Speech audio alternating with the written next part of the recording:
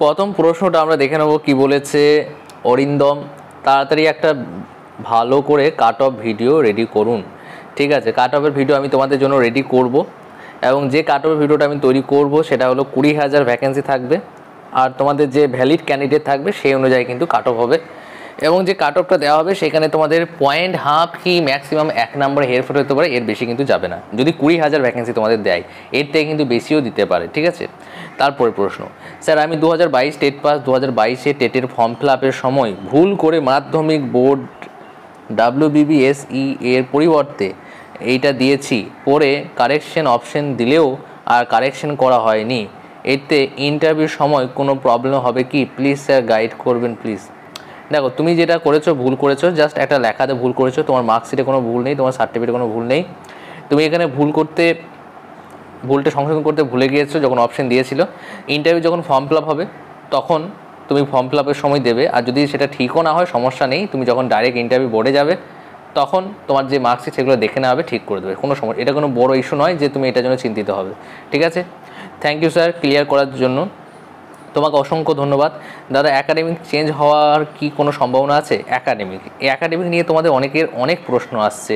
এই একাডেমিক নিয়ে একটা ভিডিও তৈরি করা হবে যে একাডেমিক কি পরিবর্তন হতে পারে, যদি পরিবর্তন হয় তাহলে কেমন হতে পারে, সেই নিয়ে আমি ভিডিও করেছিলাম। আবার একটা রিসেন্ট আপডেট আমি তোমাদের দিতে চলেছি। ঠিক আছে, চিন্তার কোনো কারণ নেই। তারপর জেনারেল একাডেমিক স্কোর 26, কতটা চান্স আছে স্যার? ইন্টারভিউ কত পেতে হবে মিনিমাম? কাট অফ ভিডিও তৈরি করবো, তার আগে আমি তোমাদেরকে জানিয়ে দিচ্ছি কত পেতে হবে তোমাকে। তো জেনারেল একাডেমি হচ্ছে 26, তোমার একাডেমিক স্কোর যথেষ্ট ভালো রয়েছে, চান্স তোমার ভালো রয়েছে। এবার তোমাকে একটা কাজ করতে হবে, সেটা হচ্ছে পড়তে হবে ইন্টারভিউর জন্য। আর ইন্টারভিউ পড়াটা তুমি যদি ভাবো যে 1-2 মাসের মধ্যেই হয়ে যাবে, এটা একদম ভুল জিনিস। কারণ ইন্টারভিউর জন্য রীতিমতো ভালো করে পড়াশোনা করতে হয়। যেমন ধরো আমি তোমাকে ধরলাম যে কন্যাশ্রী প্রকল্প কত সালে চালু হয়েছে? 2013 সালে। এবার কেন চালু হয়েছে তুমি যখন বললে, সেক্ষেত্রে ইউনিসেফ, জাতিসংঘ, এই সমস্ত কথাগুলো উল্লেখ হবে।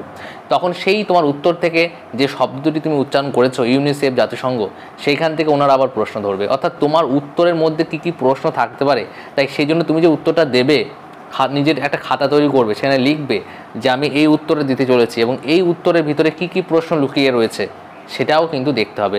সেই জন্য আমাদের ডিস্ট্রিক্ট ওয়াইজ গ্রুপে কিন্তু এটা হোমওয়ার্ক দেওয়া হয়। হোমওয়ার্ক দেওয়ার পরে সেখানে দেখা হয় যে না, সে যে উত্তরটা দিল কতটা সঠিক দিল, তারপর সেটা যে ঠিক না হয় সংশোধন করে দেওয়া হবে, এবং সেই উত্তরের ভিতরে আর কি কি প্রশ্ন হতে পারে সেটাও কিন্তু করে দেওয়া হবে। ঠিক আছে, তাই প্রস্তুতি নাও। দাদা, আমার তোমার চান্স কত পেতে হবে তোমাকে? সেটা হচ্ছে তোমাকে ম্যাক্সিমাম 6 পেলে হয়ে যাবে। 6 পেতেই হবে তোমাকে। ঠিক আছে, 6 থেকে 7। দাদা, আমার ST ক্যাটাগরি একাডেমিক স্কোর 23, ইন্টারভিউতে কত পেলে সেফ থাকবো? ST রয়েছে, তোমার ST রয়েছে বলে তুমি সেফ জোনের মধ্যে রয়েছো। 23 রয়েছে, হয়ে যাবে। এখানে তুমি যদি 5 পাও তাহলে আরামসে তোমার হয়ে যাবে। 5 তো পাওয়া যাবে, সমস্যা নেই। প্রস্তুতি নাও, বাড়িতে বসে থেকো না, প্রস্তুতি নাও। স্যার, আমার 21-23 DLED অ্যাডমিশন স্লিপ দিয়ে টেট কোয়ালিফাই করি, কিন্তু 21-23-এ এক্সাম দিতে পারিনি, পরে 22-24 সেশনে DLED করেছি, আমার টেট সার্টিফিকেট কি ভ্যালিড থাকবে? ও, তুমি তো 21-23 DLED অ্যাডমিশন স্লিপ দিয়ে টেট কোয়ালিফাই করো, কিন্তু 21 এক্সাম দিতে পারিনি, মানে তুমি সেই রানিং প্রসেসে ছিলে, তাই তো? তোমার মধ্যে তুমি অ্যাডমিশন নিয়েছিলে, তুমি ভর্তি হতে দিতে পারো নি। এখানে দেখো, এই বিষয়টা আমাকে একবার দেখতে হবে। ঠিক আছে, তুমি আমাকে পার্সোনাল মেসেজ করো। পার্সোনাল বলতে গেলে এই নাম্বারে 8945879829। ওকে, তুমি এই নাম্বারকে পার্সোনাল মেসেজ করবে, কারণ এই প্রশ্নটা তুমি যেটা বলছো আমার কাছে ক্লিয়ার নয়। ঠিক আছে, তুমি 21-23-এ ভর্তি হয়ে তুমি কি সেখানে ড্রপ করে ছেড়ে দিয়েছিলে, নাকি তুমি এটাকে কন্টিনিউ করে 22-24 পর্যন্ত গিয়েছো, নাকি এটা তুমি 22-24 সেশনে আবার নতুন করে ভর্তি হয়েছো, এটা তো বুঝতে পারছি না। ঠিক আছে, কি আমার কাছে ক্লিয়ার নয় প্রশ্নটা, তুমি আমাকে কন্ট্যাক্ট করো। OBC A 25.19, কতটা চান্স প্লিজ বলবেন? OBC A রয়েছে তোমার 25 আছে, খুব ভালো স্কোর আছে তোমার, বুঝলে। OBC A-তে কাট অফ খুব একটা বেশি যায় না। এবার তোমাদের মনে প্রশ্ন, স্যার সুপ্রিম কোর্টে তো OBC মামলা চলছে, তাহলে কি OBC যদি ভ্যালিড না থাকে কী হবে?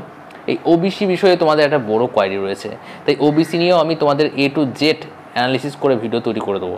ঠিক আছে, একটা একাডেমিক, আমি একটা টপিক পেয়ে গেলাম একাডেমিকের, আর একটা OBCর। ঠিক আছে, এই দুটো টপিকের ওপর একটা ভিডিও করা হবে। তারপর এখানে তোমাকে কত পেতে হবে? এখানে তোমাকে ম্যাক্সিমাম 6 পেতে হবে।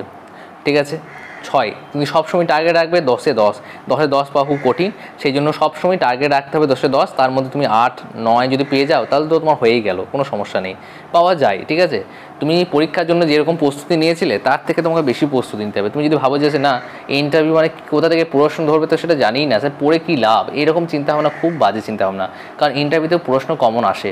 স্যার আমি এসসি ক্যান্ডিডেট একাডেমি 26, আমাকে কত পেতে হবে?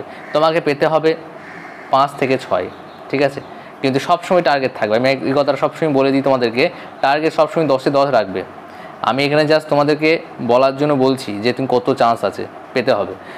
ওবিসি 28 কত পেতে হবে? তোমার একাডেমিক স্কোর তো খুব ভালো রয়েছে, হ্যাঁ, jasmine Khatun, jasmine kitchen lifestyle, বেশ, এখানে তোমার একাডেমিক স্কোর খুব ভালো রয়েছে, তোমাকে পেতে হবে, আমি বলবো যে তুমি যদি 4 পেয়ে যাও, 4 তো পাওয়াই যায়, হয়ে যাবে তোমার, এই বছরই তোমার হয়ে যাবে, তুমি প্রস্তুতি নাও। হ্যাঁ স্যার আমার ফর্ম ফিল আপ করতে গিয়ে পার্সেন্টেজটা এইচএসের ভুল গেছে, এতে কি ইন্টারভিউতে প্রবলেম হতে পারে? ফর্ম ফিল আপ করতে গিয়ে পার্সেন্টেজটা এইচএসের ভুল গেছে, দেখো এইচএসের যে পার্সেন্টেজ সেটা 50% তো তোমার থাকতেই হবে, তা নাহলে তুমি ডিএলএড কীভাবে করবে? তাই সেই অনুযায়ী তুমি যে ডিএলএড করতে পেরেছো, ডিএলএডের সার্টিফিকেটে তোমার ঠিক রয়েছে তো, ডিএলএড তুমি যে দিয়েছিলে সেটা ঠিক রয়েছে তো, কারণ ডিএলএডটাই তো তোমার হচ্ছে প্রুভ করে দিচ্ছে যে তুমি এইচএসে 50% ছিল তোমার, তাই তুমি এখানে যে ভুল করেছো সমস্যা নেই, ঠিক, এটাই বড় ইস্যু নয় যে তোমার সমস্যা হবে, এটা ঠিক হয়ে যাবে, চিন্তা নেই। ইন্টারভিউ ফর্ম ফিল আপের সময় দেখবে যদি না হয় তো ইন্টারভিউ ডাইরেক্ট বোর্ডে যাবে, তখন ঠিক হয়ে যাবে। কাস্ট সার্টিফিকেট টেট নোটিফিকেশনের আগে থাকতে হবে না ইন্টারভিউর সময় দেখলেই হয়? দেখো কাস্ট সার্টিফিকেট এই নোটিফিকেশনের আগে থাকতে হবে না ইন্টারভিউর সময় দেখালেই হয়? ইন্টারভিউর সময় দেখাতে হবে। এবার ইন্টারভিউ ফর্ম ফিল আপের সময় তোমাকে আপলোড করতে হবে, স্ক্যানার দিয়ে আপলোড করতে হবে, ঠিক আছে, সব ডকুমেন্টস স্ক্যানার দিয়ে আপলোড হবে। এবং তোমার যদি ইন্টারভিউ নোটিফিকেশনের আগে পর্যন্ত তোমার থেকে থাকে আর তুমি যখন ফর্ম ফিল আপটা করেছিলে তখন ওবিসি যদি দিয়েছো তাহলে কিন্তু হয়ে যাবে, ওবিসি এসসি এসটি যাই থাকুক না কেন তোমার, ঠিক আছে। আর যদি বুঝতে না পারো আবার কমেন্ট করতে পারো। স্যার যদি কেউ 2022-এ টেট পাস কিন্তু এইচএসের পর গ্র্যাজুয়েশন করেনি, তার কি ইন্টারভিউতে সমস্যা হবে? না, কোনো সমস্যা নেই, এই বিষয়টা পরিষ্কার করে দিয়েছে, কোনো সমস্যা নেই। তার কারণ হচ্ছে হ্যাঁ টেটের জন্য কী কী কোয়ালিফিকেশান লাগে সেটা তুমিও জানো, কী কী লাগে, এইচএস আর 2 বছরের ডিএলএড লাগে, তাহলেই হবে। তার যদি গ্র্যাজুয়েশন না থাকে কোনো সমস্যা নেই। তারপর হচ্ছে স্যার আমি আমার জেনারেল স্কোর হচ্ছে 27+, ডিএলএড আছে, কত চান্স আছে? জেনারেলের 27 খুব ভালো, কোনো সমস্যা নেই। তুমি যদি 4 থেকে 6, তুমি 6 টার্গেট রাখো, 6 হলে তোমার তো হয়ে যাবেই গ্যারান্টি, ঠিক আছে, আর 6 পাওয়া যায়, সম্ভাবনা রয়েছে। কিন্তু প্রস্তুতি নাও, এখন থেকে প্রস্তুতি নাও, আমাদের পেড ব্যাচে ভর্তি হতে পারো, পেড ব্যাচে ভর্তি হওয়ার জন্য 1 টাইম পে করতে পারো, এবং এখানে আমাদের এই নাম্বারে ফোনপে করে এই নাম্বারে স্ক্রিনশট পাঠাতে পারো, 499 টাকা 1 টাইম, 8945879829 হয়ে যাবে এবছর। তারপর জেনারেল একাডেমিক 24 কতটা চান্স আছে? তো তোমার একাডেমিক স্কোরটা অন্যান্যদের তুলনায় অনেকটাই কম রয়েছে, হয়তো তুমি ওল্ড ক্যান্ডিডেট, একাডেমিক স্কোর সেই জন্য কম, কিন্তু দেখো তোমার 24 রয়েছে, আমি বলবো না যে তুমি ডিমোটিভেট হয়ে যাবে, না, কারণ 24 এখানে ইন্টারভিউ, আসল খেলা হচ্ছে ইন্টারভিউতে। এবার তোমার চান্স তো আছে কিন্তু চান্সটা কম রয়েছে, এবার তোমাকে এই চান্সটাকে বাড়াতে গেলে পড়তে হবে, রীতিমতো পড়তে হবে, খুব পড়তে হবে, অন্যান্যদের থেকে অনেক বেশি পড়তে হবে। 24 মানে তুমি নিজেই ক্যালকুলেট করে নাও না, 32 হিসেবে ধরো তুমি কত হতে পারে, দেখো 24 + 6 30, 30 আর 2 8, মানে 8 পেতে হবে তোমাকে, বুঝলে। স্যার এসসি ক্যান্ডিডেট 25 কত পেতে হবে ইন্টারভিউতে পেলে প্লিজ একটু বলবেন। দেখো এই যে তোমরা বলছো এই জন্য আমি কাট অফের ভিডিও খুব দ্রুত নিয়ে আসছি, ঠিক আছে, এই তোমাদের ডাউটগুলো ক্লিয়ার হয়ে যাবে, তোমরা নিজেরাই যোগ করে দেখে নিতে পারবে স্যার আমার কত দরকার। 25 আছে তোমার 25 রয়েছে, তুমি যদি 5 থেকে 6 পাও তাহলে কিন্তু হয়ে যাবে, বেশ। তারপর স্যার রিভিউ পিটিশনের ব্যাপারে কিছু বলবেন। রিভিউ পিটিশন, ঠিক আছে, বেশ। ওবিসি 26 চান্স তোমার আছে, ওবিসি এ না বি সেটা বলবে। তারপর হচ্ছে ওবিসি তো ক্যান্সেল, বাট সুপ্রিম কোর্টে কেস চলছে, এখন যদি এমটিএসে ওবিসি দেখিয়ে ফর্ম ফিল আপ করি আর পরে যদি সুপ্রিম কোর্ট ওবিসি অর্ডারকে ক্যান্সেল করে, আমি কি পরের স্টেপে যেতে পারবো? এমটিএস মানে তুমি সেন্ট্রালের চাকরির কথা বলতে চাইছো না কি বলতে চাইছো? ওবিসি তো ক্যান্সেল, বাট সুপ্রিম কোর্টে অর্ডার ক্যান্সেল করে আমি কি পরের স্টেপে যেতে পারবো? তুমি পরের স্টেপে অবশ্যই যেতে পারবে, তোমাদের যে নিয়োগটা মানে অনগোয়িং প্রসেস চলাকালীনটা বাদ হবে না, বুঝতে পারলে তো। এবার তোমাদের রায়ের আগেই যদি মানে তোমাদের পরীক্ষা মানে তোমার ফর্ম ফিল আপের আগে যদি রায়টা চলে আসে কী হবে তখন তুমি বুঝতে পারবে, কিন্তু এখন তুমি ওবিসি দিয়ে ফর্ম ফিল আপ করো, কোনো সমস্যা নেই। পিডাব্লিউডি এদের কতটা চান্স থাকবে? পিডাব্লিউডিতে চান্স দেখতে হবে, এই বিষয়ে আমি অ্যানালিসিস করিনি পিডাব্লিউডিদের বিষয় নিয়ে। ওবিসি বি 27 একাডেমিক হচ্ছে এত, স্যার কীরকম চান্স আছে? ওবিসি বি 27 তোমার একাডেমিক স্কোর খুব ভালো রয়েছে, বুঝলে। এখানে তুমি যদি 6 পেয়ে যাও, ম্যাক্সিমাম 6, আমি তোমার জন্য বলছি 6, কারণ তুমি টার্গেট রাখো 33 হয়ে যাচ্ছে, আমি বুঝতে পারছি। জেনারেলের কাট অফে তুমি ক্লিয়ার করে দেবে। তারপর 2022 স্টেট পাস, প্রায় প্যারা টিচার, বয়স 44+, স্কোর 25+, চান্স কতটা?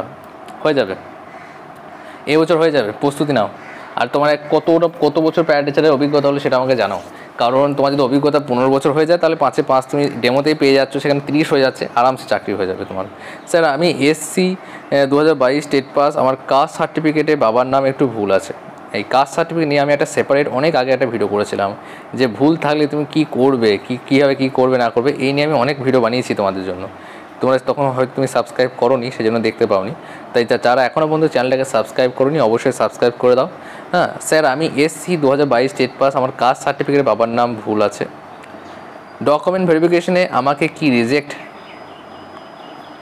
করবে কি, আর কি করণীয় প্লিজ বলবেন স্যার, বলে উপকৃত। দেখো এখানে তুমি কোর্ট অ্যাফিডেভিট করবে, কারণ এই মুহূর্তে অনেক জায়গায় তোমাদের জেলা ডিস্ট্রিক্টে, হ্যাঁ ওখানে কেমনভাবে তোমাদের সংশোধন করবে, কতদিন টাইম লাগাবে, এটা ডিপেন্ড করছে তোমাদের ওখানকার স্থানীয় এলাকা হিসাবে।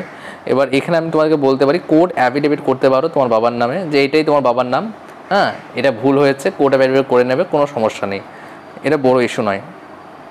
SC candidate academic 23 without interview, কতটা চান্স আছে জানাবেন। দেখো SC candidate academic 23 without interview, কতটা চান্স আছে? তোমার চান্স তো রয়েছে, কিন্তু অন্যদের তুলনায় একটু কম রয়েছে, পড়তে হবে তোমাকে, 7 তো পেতেই হবে তোমাকে, বুঝলে, 7 পেতে হবে। তারপর আগের একাডেমিক অনুসারে স্কোর হচ্ছে 26, আর একাডেমিক চেঞ্জ 24। এসসি ক্যান্ডিডেট কেমন তোমার চান্স?